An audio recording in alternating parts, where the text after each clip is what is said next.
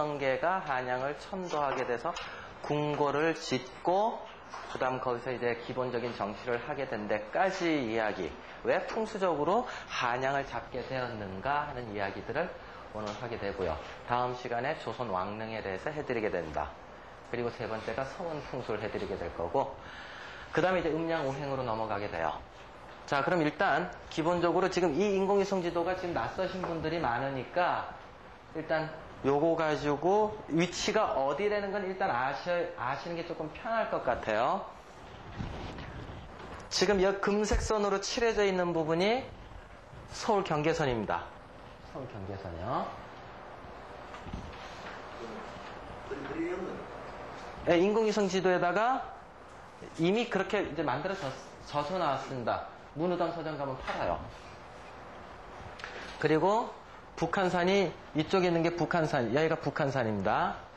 서울에 길을 내려다주는 북한산이 여기서 들어와가지고 보현봉이라고 하는 걸 거쳐서 그 다음 이쪽에 백악이라고 하는 부분이 있습니다. 여기에 백악. 그 청와대 뒤에 눈깔 2개 나온 거 있지 않습니까? 항상 보이는 산. 청와대 뒤에 보이는 형산. 그게 여기에요. 그러면 세 형혈을 따지면 어떻게 된다? 북한산이 세 산이고 그 다음 보현봉 중간 하나를 거쳐서 백악으로 들어오는 게 형산. 형산 앞에 경복궁 혈. 이렇게 만들어져 있고요.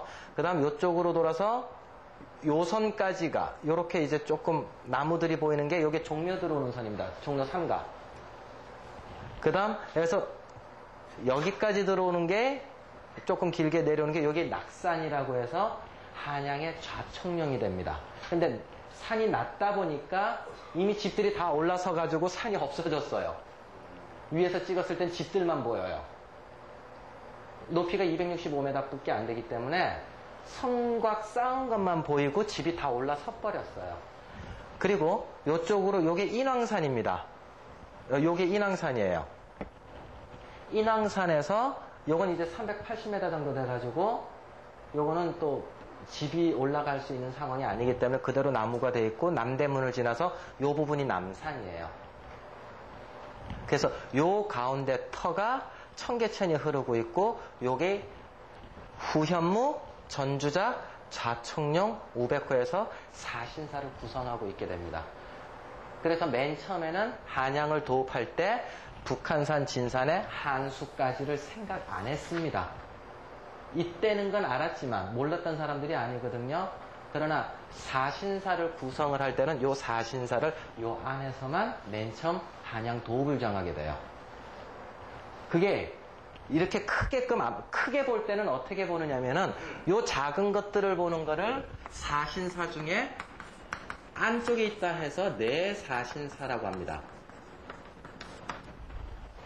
그리고 바깥에 크게 돌고 있는 거를 외사신사라고 하거든요.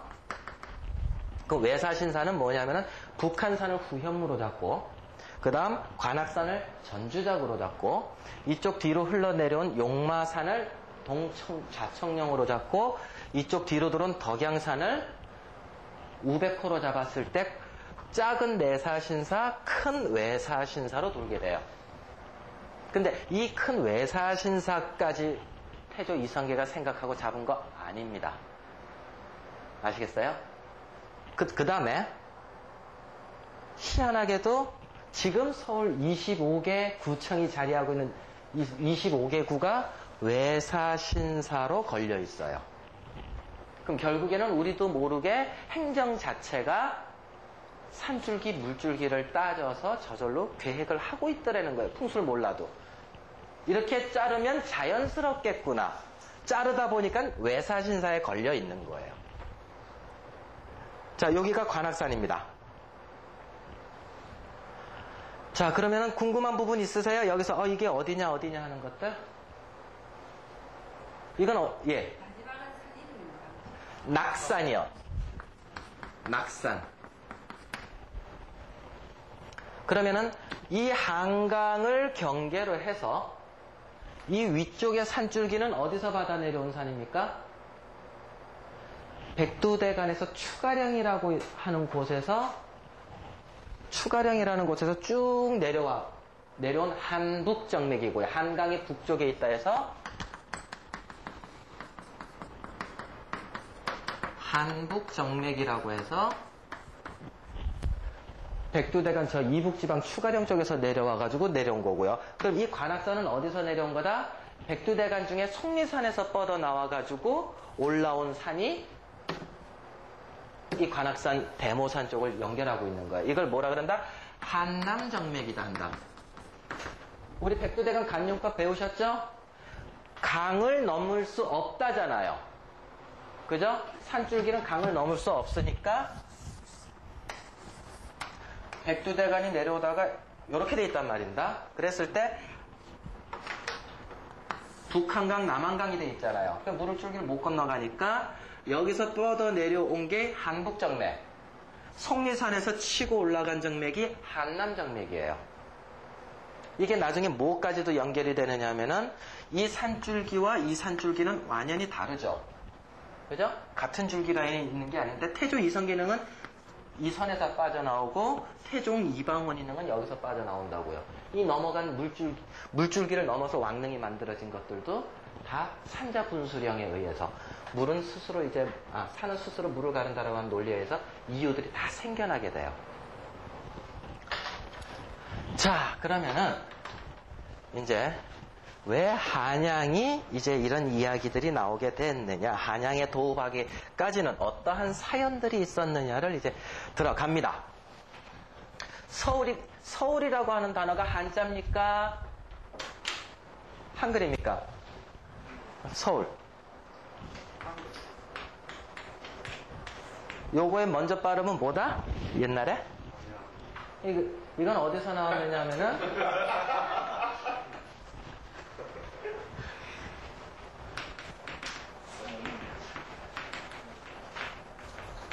서라벌이라고 하는 데서 나왔는데 이게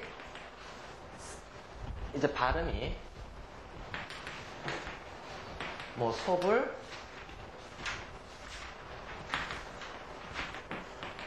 소벌 뭐 이런 식으로 이제 발음이 내려왔는데 여기서 이 소자라고 하는 데서 발음이 이제 연역돼가지고 나온 건데 이 소자라고 하는 거는 우리가 어디서 봤다? 제정일치 시대 때 소도라고 하는 거 기억나세요?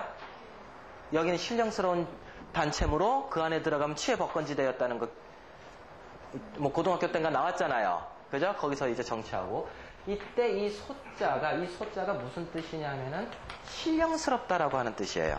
신령스러운 지역이 소도란 말입니다. 그 다음 이 벌자는 벌판이라는 뜻이기도 하고 터라는 뜻이에요. 그럼 소벌이라는 뜻은 서라벌이라고 하는 뜻은 원래 무슨 말이냐? 신령스러운 터, 신령스러운 벌판이라는 뜻에서 유래된 게 서울이에요. 그것이 서라벌에서 이제 중부지방인 서울로 넘어오게 된 것이다. 그럼 이것을 그냥 한국말로만 갖고 있었느냐? 아니죠.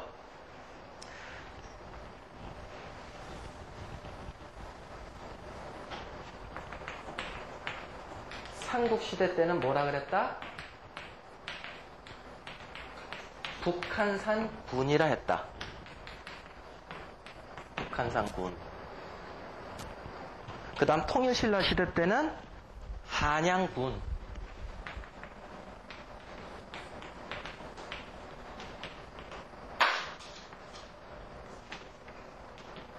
그 다음 고려시대 때가 양주 남경.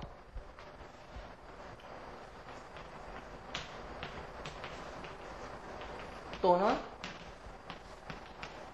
한성이라고 이제 여러 가지 이름으로 불리게 됩니다.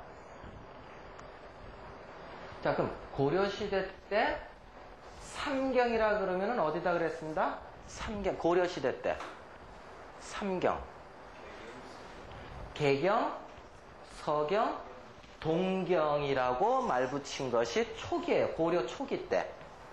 그랬다가 신라 위세가 없어지면서 고려 후기 때는 요거랑 요 밑에 남경이라고 해서 남경이 서울로 이제 동경이 없어지고 남경이 만들어지게 됩니다.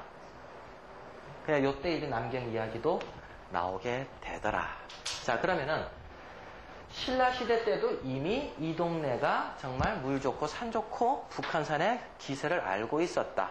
그랬다가 이것이 이제 고려시대 때 오면서 왕건이가 개경에 자리를 잡으면서 이제 남경을 조금 더 신경 쓰게 되는데,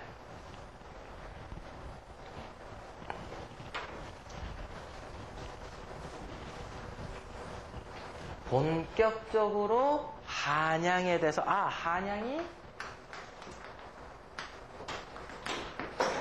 도읍터가 될 만하다. 한양이 도읍터가 될 만하다라고 나온 초기에 이야기는 언제냐면, 그러니까는 뭐라 그럴까, 한양 도읍설이라고 할까요? 풍수적으로 한양이 참 좋더라는 소리를 처음으로 나오게 된 거는 고려 11대 문종 때 요 발언이 이제 풍수 도참설이 퍼지기 시작을 합니다. 고려 문종 때. 근데 문종, 보통 도참설이 언제 퍼집니까? 풍수 도참설이. 아니. 나라가 어지럽을 때 대체적으로. 그죠? 어디 기대 보고자 한 게 이제 풍수 도참설. 나라가 어지럽을 때 생겨야 되는 게 풍수 도참설인데, 고려 문종 때 문치주의였죠. 오히려 꽃필 때였습니다. 근데 풍수 도참설이 나와요.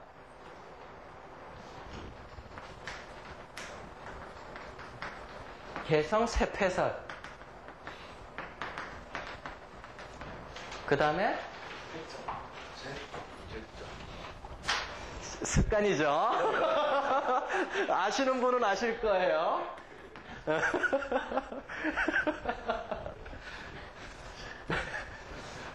그 다음에 한양 천도설.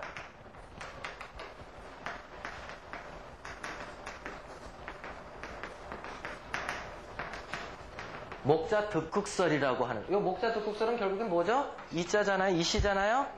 요 세 개 이론이 풍수도참설이 많이 퍼지기 시작한 게 고려 문종 때단 말입니다.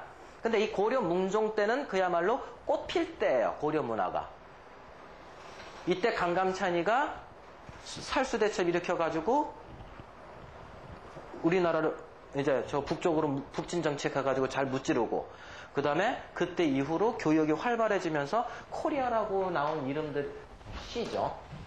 코리아라고 나온 이름들이 아라비아 상인들이 왔다 갔다 하면서 정말 교역도 활발할 때에 이런 풍수도참설이 나오는 거예요. 그럼 꼭 안 맞죠? 그죠? 정치가 꼭 혼란할 때만 나온 게 아니었다는 얘기예요. 왜 그랬느냐? 이때는 호족들하고 관계가 혼인으로서 이루어졌죠. 고려시대 때는 그랬잖아요. 호족하고 결연관계였잖아요. 이때 이자연이라고 하는 인주 이씨 집안에 이자연이라고 하는 사람의 딸 3명을 문종에게 시집을 보내서 왕비 3명을 만듭니다. 힘 좋죠? 그죠? 이런 경우가, 자, 인주 이씨는 어디냐 하면은 인천이에요.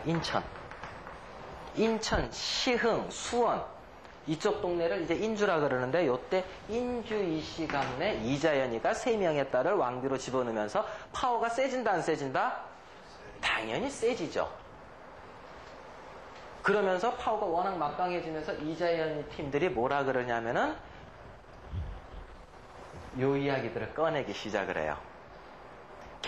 개성이 쇠폐하지도, 그때 당시엔 쇠폐해지지도 않았는데 한양으로 이사 갑시다. 이사 가면은 무슨 일이 생긴다? 자기네들이 파워가 더 세진다는 거죠. 근데 요 문종이 지나면서 인주이 씨가 워낙 파워가 강해지니까는 이거를 눌러버린 게 누구다? 서경팀이에요. 평양팀들이 인주이 씨를 눌러버리죠. 그래서 득세를 하고 있다가 묘청의 난이 일어나면서 서경으로 가자! 근데 가집니까? 안 가집니까? 안 가지죠? 누구에 의해서?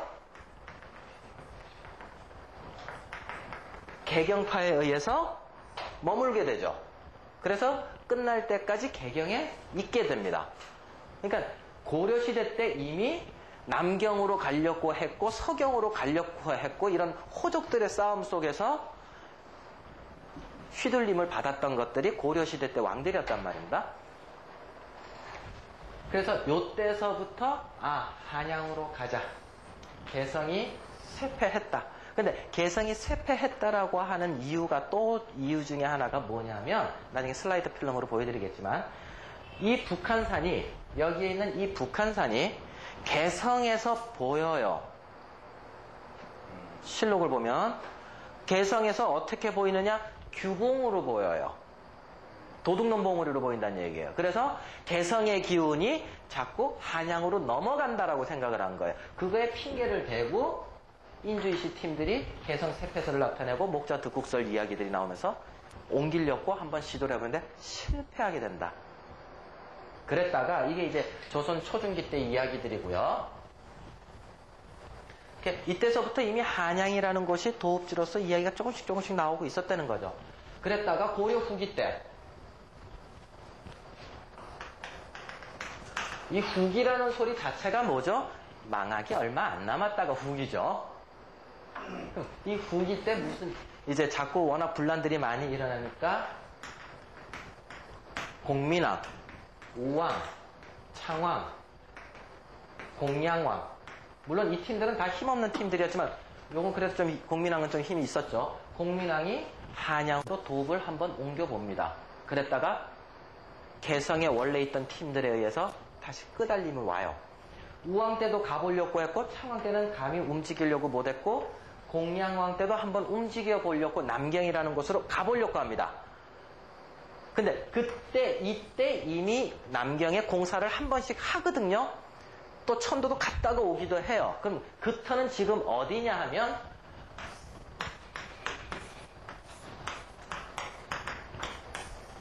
청와대고 경복궁이죠. 예? 청와대고 경복궁입니다. 이거는 뒤에 백악이고요.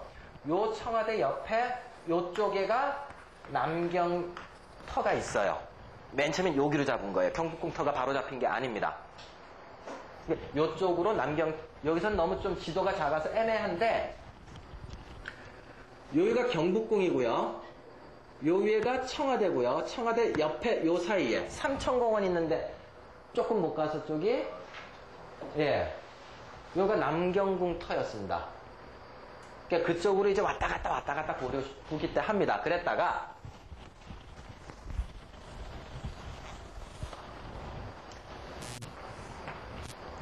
위화도 회군을 합니다.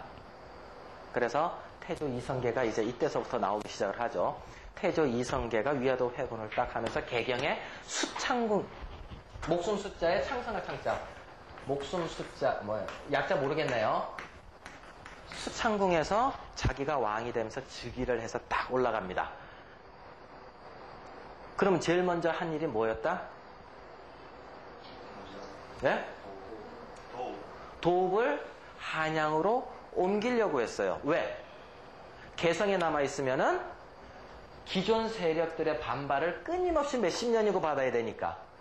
그때 정몽주 팀, 이색 팀 이런 팀들이 반발 세력들이 충신 팀들이 계속 남아있으니까 이거를 삭제시키려면 한양 도읍으로 빨리 가는 게 낫겠다는 얘기예요. 이미 한양이 머릿속에 있었어요. 가까웠고. 근데 못 가게들 개국공신들조차도 못 가게 막습니다. 같이 호응했던 팀들도. 왜? 그 팀들도 터전을 전부 다 개성에 잡았기 때문에. 그래서 할 수 없이 태조 이성계가 어쩔 수 없이 고려 개성에 잠시 정착을 해요. 못 가고. 바라만 보는 거예요. 남쪽 한양을. 그러면서 일을 할 수 없이 이제 개국을 시켰으니까 해야 될 게 뭐다? 도읍은 못 옮겼고 종묘 사직이죠. 그래서 개성에 있던 종묘 사직을 부셔버리고 거기에다가 자기 종묘 사직을 일단 만들려고 해요. 그래서 공사에 착수를 합니다. 종묘에 착수, 그러니까 개성 위에다가 그거를 종묘를 짓고 있다가 백의염이라고 하는 사람이 백의염, 조준이라고 하는 두 사람이 상소문을 올려요. 마마, 계룡산에 좋은 터가 있어옵니다. 이게 저희가 저번 시간에 보여드렸던 계룡산 신도안이에요. 요거 기억나죠? 빨간 칠 했던 거?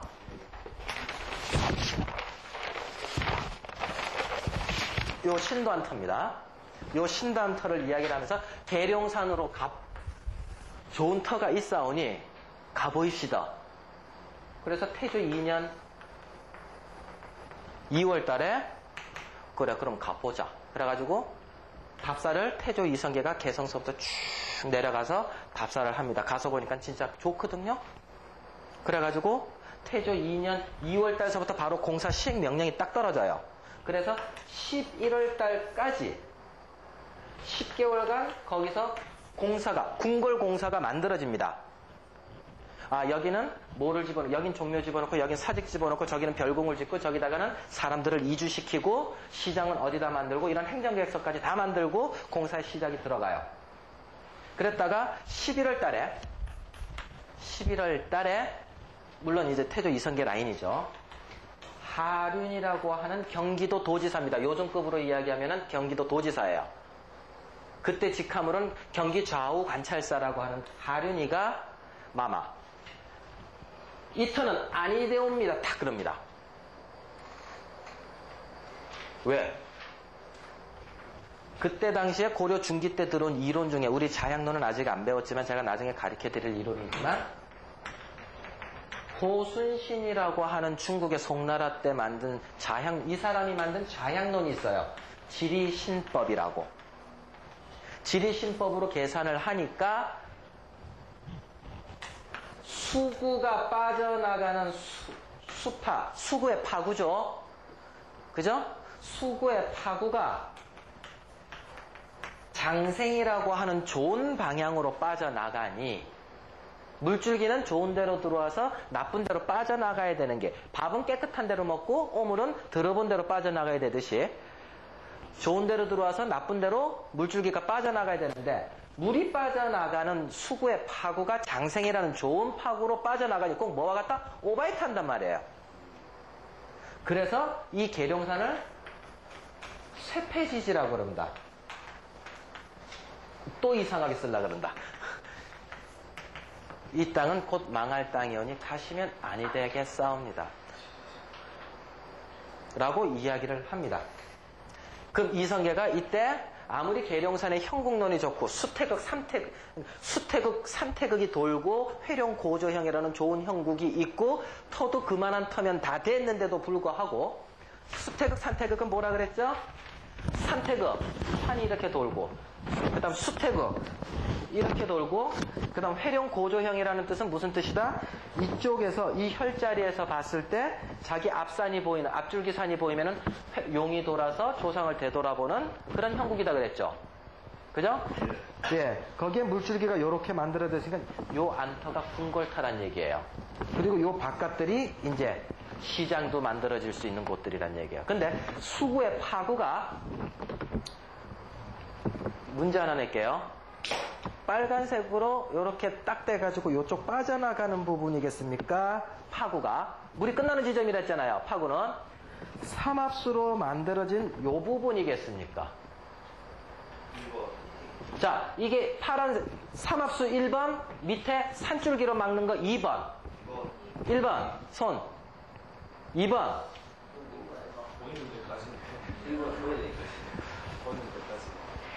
도읍이라고 하는 걸 큰 걸 정할 때는 국면도 크게 봐야 됩니다. 그러니까 우리 집 양택을 짓는다? 안 그러면 음택을 한다고 했을 때는 요게 삼합수가 되죠. 여기가 파구 지점이 돼요. 근데 도읍이라고 하는 커다란 걸 봤을 때는 파구는 어디냐?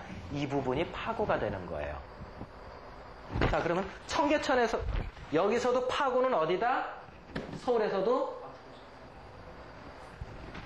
낙산이 끝마치고 남산에서 끄트머리가 끝나는 성동구 쪽에 있는 이 부분이 파구가 돼요. 물줄기들이 인왕산이 있고요, 남산이 있고요, 낙산이 있어가지고 청계천이 이렇게 빠져나가는데 청계천 물들이 이렇게 흘러나가거든요. 남쪽에서 산기온, 북한산에서 산기온. 그럼 요것들은 개개인 집들을 따질 때 쓰는 거고요. 이 도반의 걸 전체로 따질 때 파구는 이거를 파구로 삼습니다. 계룡산도 마찬가지예요.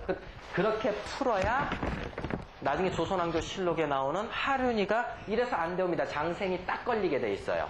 안 그럼 다른 방위가 요걸로 잡으면은 패철로 돌리면은 다른 방위가 나와요. 요 방이랑 요 방이랑 비슷할 것 같은데 달라요.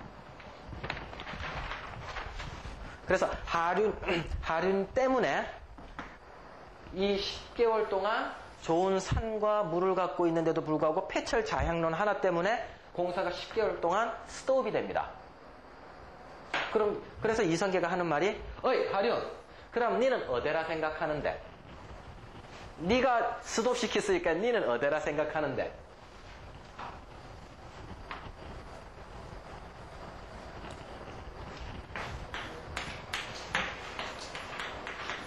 모악이라 하옵니다. 여기서 모악이라고 하는 건 참 서울은 그렇죠? 백악산 경북궁 뒤에 있는 거 백악산 그 다음 관악산, 모악산 이런 식으로 이제 악자가 많이 들어가 있어요. 그 바위들이 튄 것들이 많다고 해서 모악은 어디냐면 요게 지금 인왕산입니다. 경북궁이고요. 이제 뭡니까? 눈깔 2개짜리 네? 백악산이고 청와대 뒷산 요게 인왕산이고 그 다음 요게 모악입니다. 모악 뒤편에 연희동 부분이 요 부분 모악 뒷산의 연희동 부분이 수도로서 좋겠습니다 하고 이야기를 합니다. 근데 지금 학계에서는 그러니까는 하륜이가 이야기했던 터를 아무도 몰라요. 연세대학교 세브란스 병원 있는 위치 어디 부분이다라고 이야기를 하고 있는데 안 맞아요. 거기를 발굴을 해봤더니 아무 물건들이 안 나오는 거예요. 지금 그 조선왕조 실록을 쫙 찾아봐서 풍수의 간용법으로 딱 찾아보면은 모악이 어디냐면은 전두환 대통령이 살고 있는 연희동입니다. 근데 그 전두환 대통령 집을 누가 잡아줬죠? 제가 알고 있기로는 지창용 씨가 잡아준 걸로 알고 있어요. 예. 예, 제가 알고 있기로는. 예. 근데 그 동네가 하륜이가 이야기했던 모악이에요. 도읍터예요. 근데 이 모악을 다른 대신들이 이제 반대를 합니다. 지금 경북궁터는 경북궁에서 봤을 때 앞에 시장이 이만해요. 예? 근데 연희동 터에서는 요 앞에 가려가지고 터가 요만한밖에 안 돼요. 그래서 다른 대신들이 뭐라 그러느냐. 첫째, 너무 좁다. 너무 규모가 협소합니다 하고, 그 다음에 기울어져 있고, 좁다라고 하는 거는 이제 협착한다, 기울어져 있다, 그 다음에 수구가 폐쇄되어 있다, 그 다음 뒤에 주산이, 뒤에서 이제 맥이 내려오는 게 보통 이렇게 돼 있을 때 이렇게 내려와야 되거든요. 이 형산의 기운을 받아서 내려오는데 연희동 뒷산을 가보면 어떻게 되어 있느냐면은 요 가운데서 맥세가 하나 빠져내려와요. 주산이 없는 거예요. 좁는 것도 문제예요. 이건 이제 경제적인 문제죠. 그 다음 기울어져 있다, 수구가 폐쇄되어 있다, 뒷산이 저함하다, 낮고 함몰되어 있다 해서 모악은 아니 되옵니다 하고 경북궁터를 상정을 다시 합니다. 그래서 하륜이가 이때 패배를 합니다. 그래서 모악으로 못 들어가요. 연희동 쪽으로. 근데 연희궁터에 누가 들어갔다 나중에 연희궁이라고 하는 지금은 사라진 터가 연희궁이라고 있었어요. 결국엔 연희동에 연희궁터가 들어갔습니다. 지금 안 밝혀진 궁이 몇 개 있죠? 연희궁, 그 다음 광해군이 지었다고 하는 인경궁, 이거 두 개는 안 나와 있죠. 나중에 시간 남을 때 또 인경궁 이야기도 해드리겠는데 지금 총 5개가 있다. 경복궁, 창덕궁, 창경궁, 덕수궁, 경희궁, 이렇게 5개 궁궐이 있죠, 서울에. 그 중에 요거는 지금 어디 있는지도 모른다. 근데 장영훈 교수님이 연희궁터는 연희동, 지금 학교에서는 어딘지도 모르는데 교수님은 지금 서울의 풍수책에 아마 나올 거예요. 연희동 107번지 108번지 터가 연희궁 궁터다라고 번지수까지 딱 하고 찍어내요. 그건 어디서 나온다? 간용법에서 나와요. 두 가지 개수측지와 간용법, 그거 가지고 몇 번지까지 딱 찍어내요. 이제 거기 파봐갖고 나오면 이제 문화재 발굴 시작되는 거지. 전두환이 뭐 나가라 이러고 이제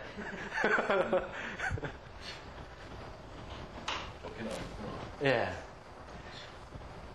그래가지고 뭐하긴 결국엔 못하게 되고 경복궁 자리에 들어오게 되는데, 태조 이성계가 거기에 경복궁 터를 만들면서 이쪽으로 종묘를 만들고 이쪽으로는 사직을 만듭니다.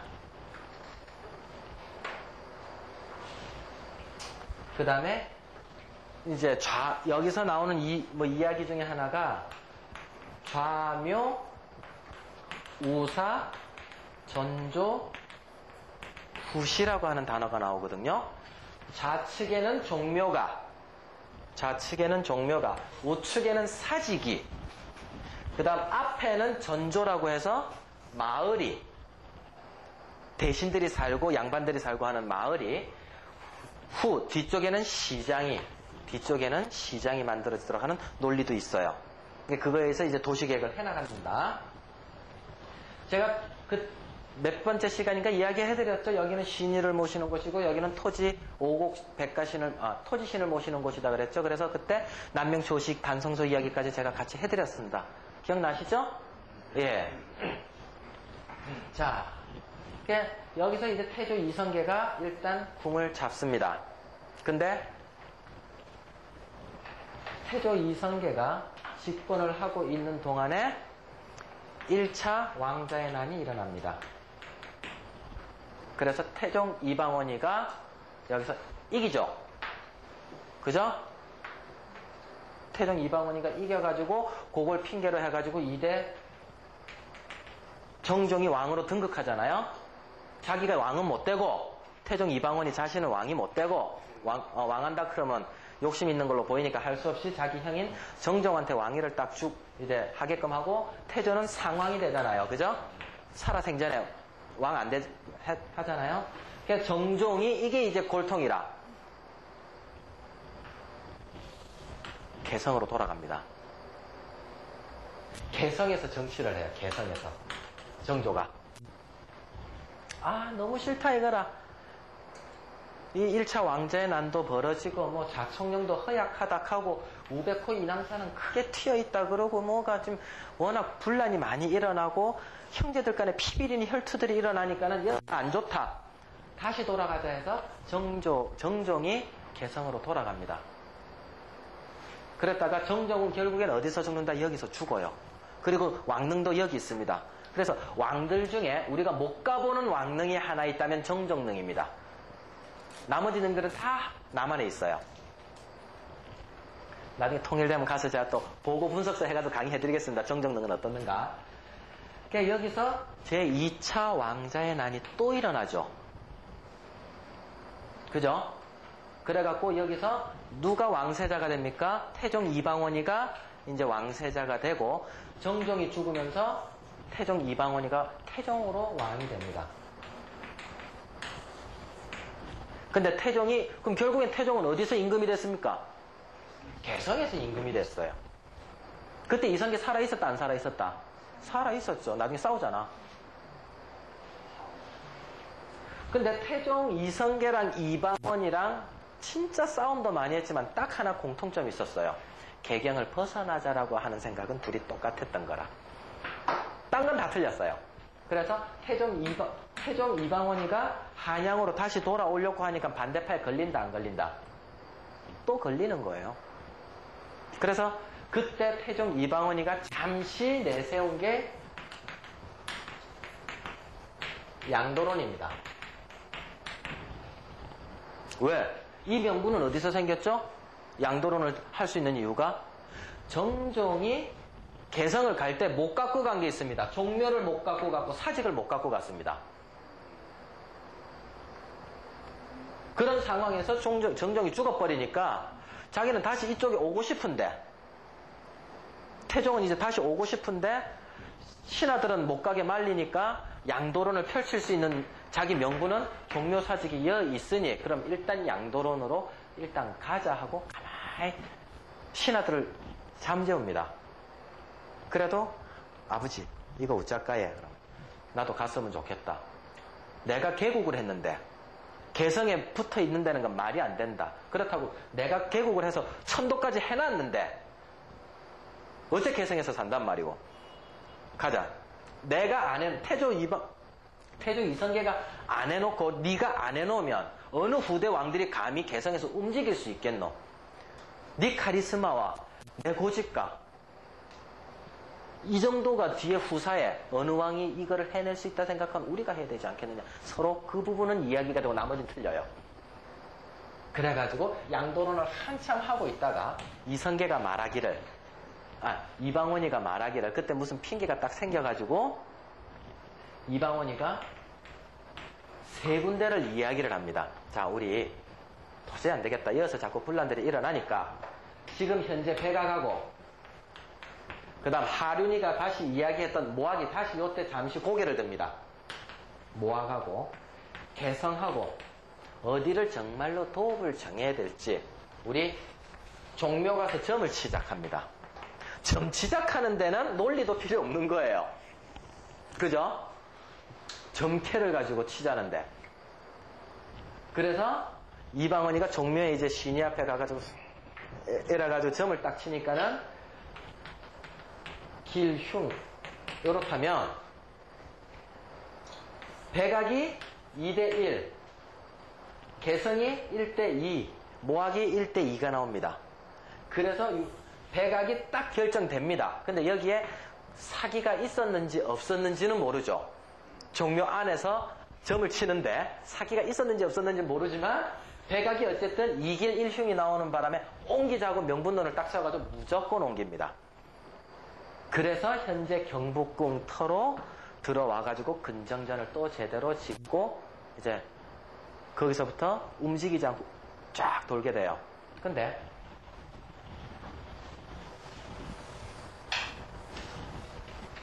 이시조선에서 장남이 안 된다는 소리 들어보셨죠? 많이. 그죠? 그 이유는 뭐라 그랬다? 예?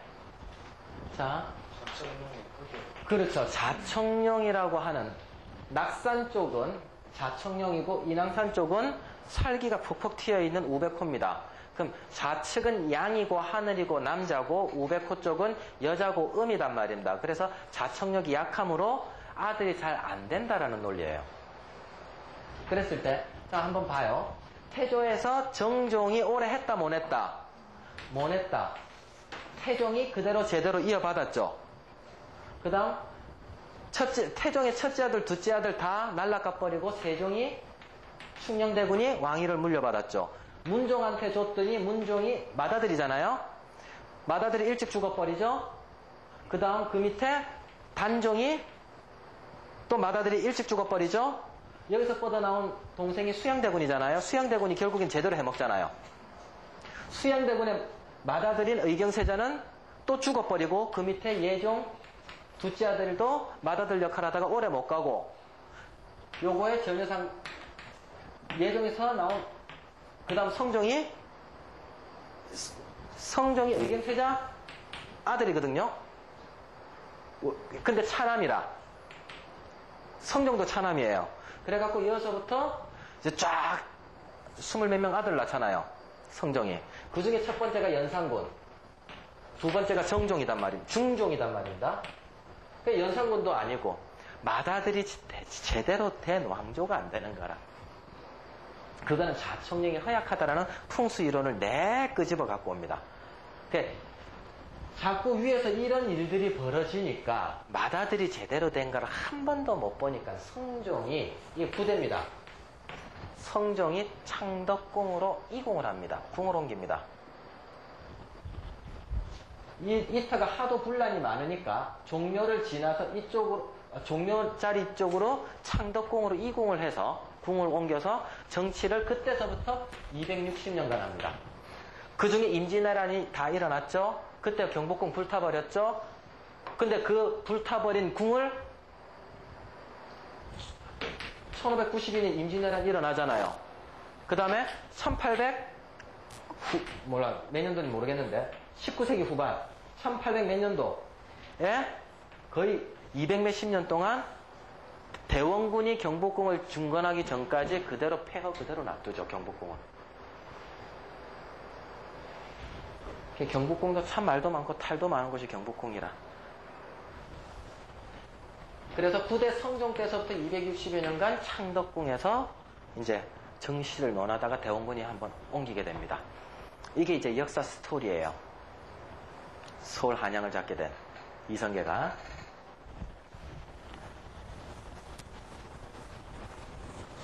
정도전은 무학의 역할을 전하실 때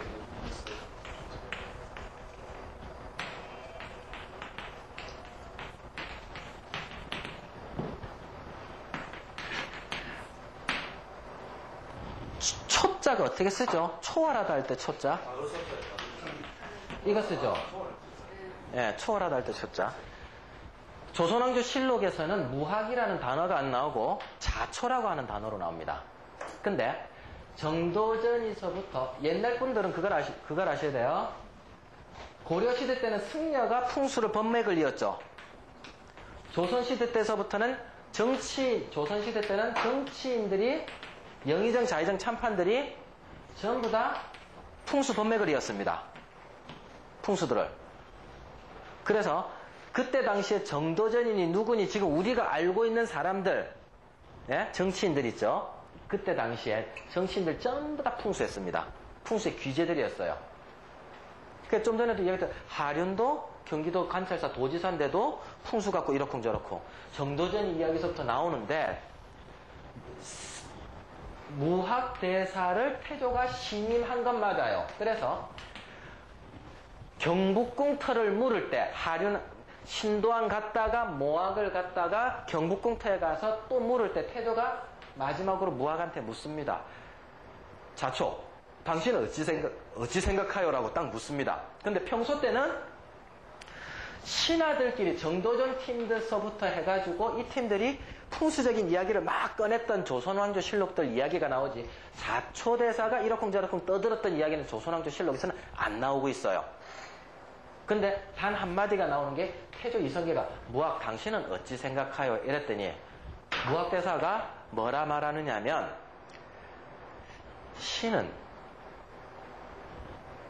대신들이 생각하는 바와 유사함으로 대신들이 뜻하는 바대로 따르시면 별 탈 없을까 하옵니다 하고 대신 쪽으로 싹 말을 밀어버려요. 그 이야기가 나와요. 생각보다 정도전이하고 무학이랑 막 싸웠던 이야기는 조선왕조 실록 자체에서는 안 나오고 있어요. 싸우고 있는 예. 그 왕십리라고 하는 것도 전부 그런 정사적인 질문이 아니라 그렇죠. 역사적인 질문. 예예. 실제 왕십리가 그 증명에 예예. 나오게 되는 게 정도전과 무학 대학에서 예예. 기록을 하고 있어요. 그렇죠. 그게 야사지 실록에서는 둘이 치고받고 싸운 이야기는 안 나와요. 하나의 썰이다. 일단은 이 둘이 막 싸웠던 이야기는 야사 썰이다. 그래서 뭐 학문하고자 하는 입장에서는 이 썰까지도 우리가 그거를 이제 하진 않습니다. 생각보다 안 싸웠다. 실록 안에서는.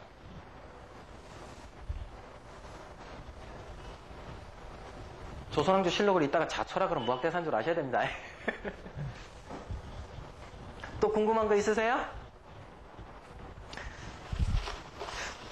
자, 그 다음에, 여기서 3차수 이야기를 하면은 좀 정신이 없을 거고. 사산금표. 또 재밌는 거 하나 이야기해 드릴게요. 영조 때,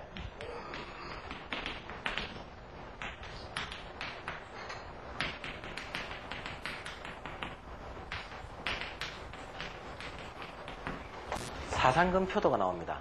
맨 처음 태조 이성계가 한양에 도읍할 때는 10만 명이었어요. 그랬다가 영조 때서 이제 영조 이후 뭐 임진왜란 이후에 사람들이 많이 몰면서 20만 30만 올라가기 시작을 하니까 사람들이 많이 거주하다 보니까 벌목을 하게 되죠. 먹고 살아야 되니까 그때 연탄이 있었어요. 석유가 있었어요. 가까운 뒷산 올라가서 벌목을 하고 그 다음 사람들이 죽으니까는 우리 동네 말고 뒷동네 좀 허름한 데 가가지고 장사 지내고 죽은 사람들. 네, 숫자가 많아지니까 이게 이제 피곤해지는 거예요. 산이 자꾸 없어지고 묘지만 늘어나고. 그래서 사상근표를 발표를 합니다. 내산주의로 벌목도 하지 말 것이며 장사 지내지도 말라라고 그 구획을 짓는 게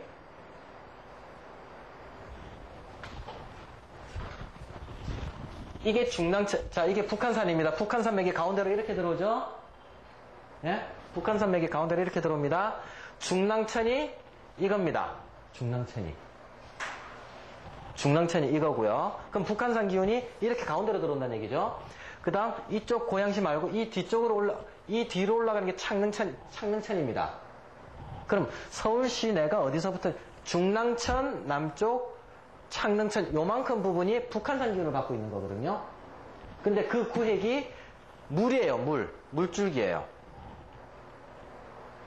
요 범위 바깥에서 나무를 해오고 장사도 바깥에 치르라는 명이 나온 게 사상근표도예요. 그럼 결국엔 이 남대문 서대문인 줄 알았는데 그러니까는 좌청령 우백호 이제 전주작인 줄 알았는데 그게 아니고 이렇게 넓게 잡은 이유는 꼭 요것만이었겠느냐 하는 거예요. 영조가 발표한 게 아니죠. 여기엔 이것까지 들어가 있었어요. 왜? 북한산을 기준으로 봤을 때 요만큼 구역은 딱 북한산이 진산으로 기운을 내려다 주는 기운이에요. 이거는 물 건너가는 거고요. 북한산 기운이 아니고 이거는 도봉산령이고요. 도봉산맥이에요. 이쪽은 또 다른 맥이에요. 요 라인만 중랑천과 창릉천 요 사이가 북한산 맥인 거라 한양을 보호하겠다라고 하는 거였어요. 벌목도 하지 말고 묘지 함부로 쓰지 못하게 해가지고 한양의 기운을 풍수적으로 그대로 갖고 있고자 했던 게 사상근표도예요. 지도책 보면은 단지 겉으로 드러난 벌목과 장사 지내지 말라라는 것만 나와 있는데 그 도표도 있어요. 그림도 사상근표도라고 있는데 그거 보면 해석이 요건데 우리가 풍수적으로 열심히 보니까 산기운을 흐트러뜨리게끔 안 하겠다라는 거. 정조가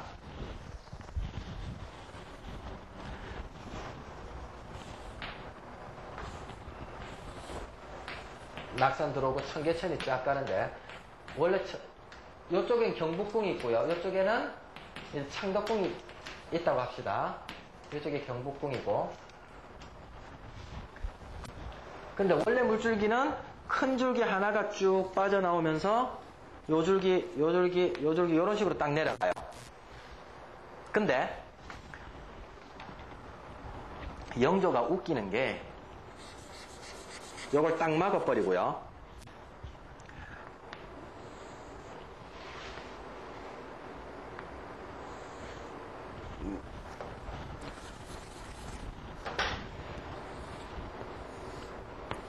물줄기를 딱 요래냅니다. 요래 만들어내요. 물줄기를. 그래서 물줄기를 1, 2, 3 우리는 이거를 뭐래? 3차수라 그러거든요. 창덕궁 앞에다가 물길을 임의로 만듭니다. 근데 이걸 푸는 사람이 없죠? 왜 3차수로 만들었느냐? 옛날 지도를 보면은 개수 측지를 여러 번 싹 했단 소리예요. 이쪽 산기운, 이쪽 산기운, 이쪽 산기운, 이쪽 산기운 계속 모아가지고 산기운이 못 나가게끔 물기운으로서 보호하겠다라고 일부러 3차수를 한다는 얘기예요. 근데 원인을 아무도 모르죠. 분명히 3차수, 그러니까 요 앞전 지도는 요게 없었어요. 근데 몇 년 지나고 나니까 여기 사도세자 죽자마자 얼마 있다 만들어진 거거든요. 사산금표도가 제일 먼저 영조 때 만들어지고요. 그 다음 사도세자 죽고, 그 다음에, 아니다. 삼차수가 먼저 만들어졌나? 3차수가 먼저 만들어졌다. 3차수가 먼저 만들어지고, 사도세자가 죽고, 그 다음에 요게 연대가 사산금표도가 그 후에 만들어지는데, 요 만들었던 것들이 전부 다 풍수적으로 창덕궁을 보호하기 위해서 만드는 거예요, 풍수적으로. 전부 다 왕들이 환자들이었다, 환자. 풍수에 대해서 왕, 신하들 전부 다 환자들이었어요. 나중에는, 서울에 살아보신 분들은 거기 이름들이 재밌는 게 많아요. 여기 보면은, 어디고? 여기 가자. 이 경복궁이거든요. 경복궁에서 황천사를 찾으니까 경복궁에서 황천사는 어디냐면은 이 동네입니다. 동남쪽입니다. 그래서 동남쪽에 황천살이 보이면 안 좋으므로 뭘 막고 비보 처리를 해야 되는데 요 동네 이름이 뭐다? 수송동입니다. 요 소나무 송자를 써가지고 현자, 마을 현자 어떻게 쓰는가 모르겠다. 지금 헷갈린다. 볼견자 옆에 있는데, 예, 송현동이라는 지명이 지금도 남아있거든요. 소나무 송자들을 요다 써가지고 황천사를 비보 처리하는 거예요. 그 다음, 여기에도 남대문 말고 여기에도 대문이 총 8개 있었죠. 서대문, 동대문, 남대문, 북문 말고라도 양옆에 또 팔방으로 문을 또 뚫어놨는데 여기도 문이 하나 있었어요. 근데 재밌는 게 여기에 문을 하나 만드니까 궁궐에서 분란이 자주 일어나가지고 이 문을 폐쇄시켰더니 왕이 편안하더라 하는 교지가 내려온다고. 문 폐쇄시키라. 황천살 부분에 문이 열려 있으니까 나쁜 일이 벌어진다 이거지. 우리는 나중에 폐쇄갖고 다 황천살 배우게 됩니다. 문을 또 닫아버립니다. 그렇다가 창덕궁으로 이전을 딱 하고 나니까 황천살이 이거는 북창을 바라보고 있고요. 이거는 남양을 바라보고 있고 창덕궁도 이쪽을 바라보고 창덕궁 이쪽 바라보고 있구나. 여기서부터는 황천살 이래 걸리거든요. 이거 안 들어가거든. 이때 다시 이 문을 또 열어놓습니다. 황천살을 벗어나니까. 그러니까 한양을 보면은 진짜 재밌는 일들 많아요. 굴쭉이 세 군데 만드는 그 이유는 뭡니까? 3차수요. 좌수를 유도하는 게 기운은 뭐? 남자 양기를 모아두는 그 아들 5명 유도하기 진짜 그 연주에서 그런 거. 그 이야기까지는 지금 갑자기 아들이라 좌수, 우수. 이게 이렇게 들어왔단 얘기? 그래서 그게 이제 그 남자를 보호하기 위해서는 좌수를 그렇겠다. 그것까지 내가 생각은 못 했네요. 나는 단지 이제 제가 생각했던 거는 겹겹이 쌓이면 좋거든요. 물이 나갈 때도 구불구불구불하게끔 나간다거나 물이 겹겹이 쌓이면 좋아요. 산들이. 그러니까 이런 식으로 쌓이면은 명당이 돼요. 한 겹으로만 쌓이는 게 아니고 그게 이제 태조 이성기능이나 세조 수양대군 능가면 겹겹이 쌓여서 들어오거든요. 그러니까 물이 할 수 없이 그 사이로 뺑글뺑글 공유수가 돼서 나가니까 그 성국의 요건으로서 더 좋아진 그런 측면으로만 생각했는데 방금 상화쌤 말로 자청령을 길게 만들었다는 의미도 되겠네요. 수류에 유도했던 그렇지. 남자들을 보호하는 예. 그럴 수도 있겠다. 근데 우리 사부님 같아 가서 또 한번 이야기해 볼게요. 그 뭉터의 일부러 저렇게 수류를 돌리는 것 중에서 예. 필요는 그런 게 있는데 좌수하면 단합하고 우수하면 단일하고 그렇죠. 자, 그러면은 잠시 10분간 쉬었다가 슬라이드를 보면서 또 하겠습니다.